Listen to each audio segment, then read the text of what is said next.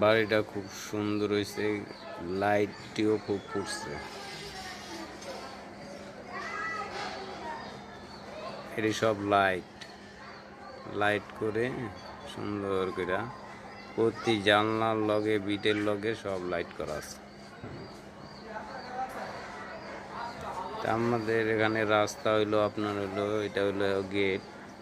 গেটের পরিবর্তে রাস্তা হলো এই জায়গায় তিনটা, এই যে চলতি একটা, এই সামনে একটা, আর হলো এই যে একটা, তিনটা গেট। এই গেটটা গেছে আপনার একবারে কোর্টের সামনে।